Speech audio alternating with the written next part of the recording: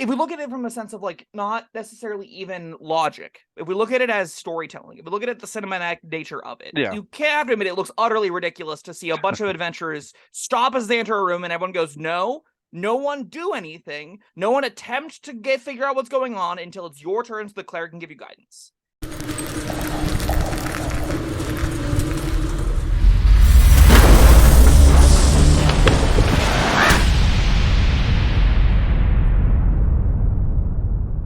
Hello, friends. Robert Bevan here, author of the Caverns Creatures series of comedy, fantasy novels, and short stories.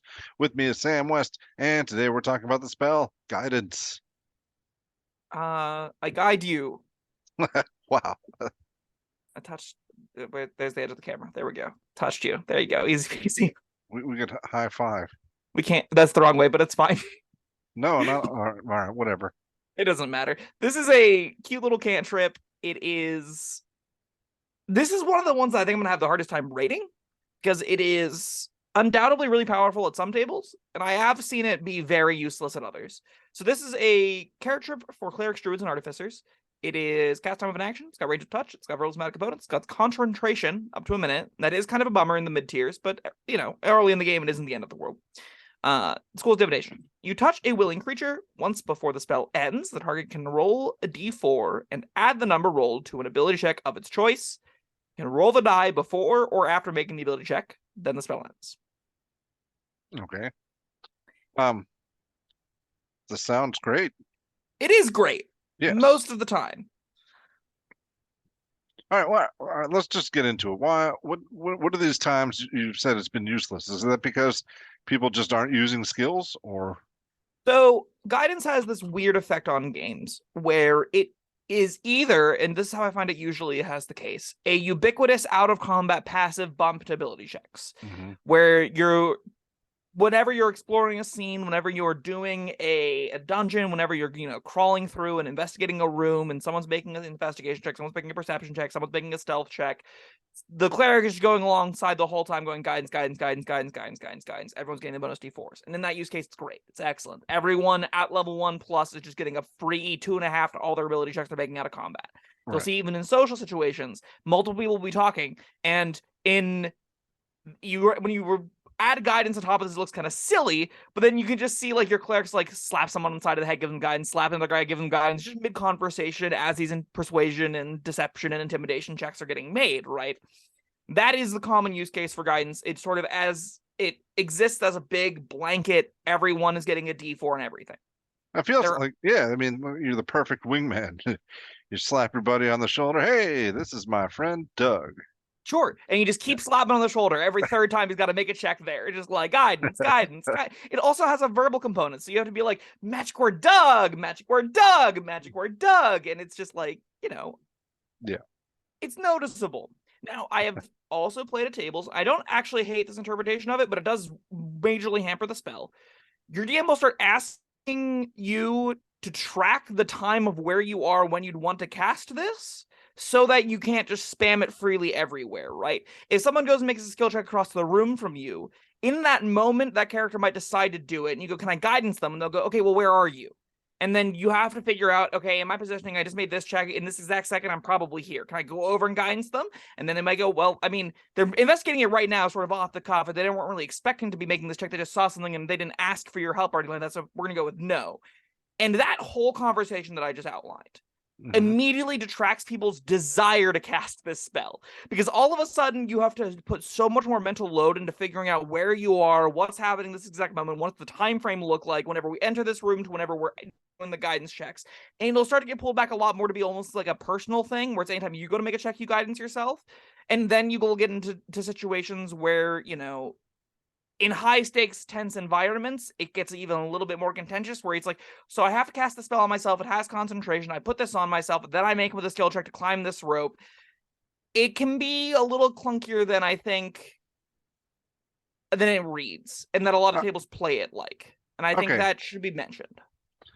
Now that sounds reasonable in those like intense, high stakes situations where time is a factor. But if it's just like, all right, nobody's around, we want to investigate this room. I mean, all right, I want to investigate this pile of garbage. Okay, can I get guidance? Oh, he's across the room. Can I wait 10 seconds? So here's another element of it, right? In that window, in that world, we do a lot of shortcutting. Yeah. A lot of times players will go and investigate and do things independently of each other that are sort of suited to their skills. So again, someone's keeping lookout, they make a perception check. Someone is investigating, looking for clues, sifting through things, they make an investigation check.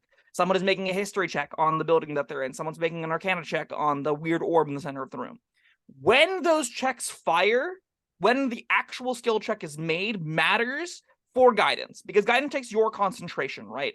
So in those environments, I, as a DM, don't know the answer to the question, when should I have the person, at what second in time are they making the investigation check to discern what they gained from the sort of going through all of the things? At what point are they done? At what point is the character sort of stopped doing their thing?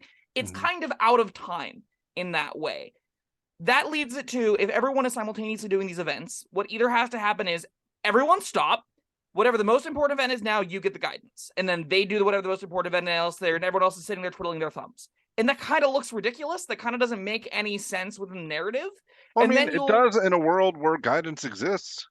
I don't really agree in that, like, the spells are attempting to give a feeling, to give a they translate rules mechanics into, like, a person in the experience of a character isn't thinking I'm getting a D4 on this. They're getting mystical guidance that aids into their activity, right? Yeah, but if it is like an activity that they're specifically undertaking, like I wouldn't think it would work so well for perception. You know, where we're like, all right, just noticing stuff, at least, especially passive perception.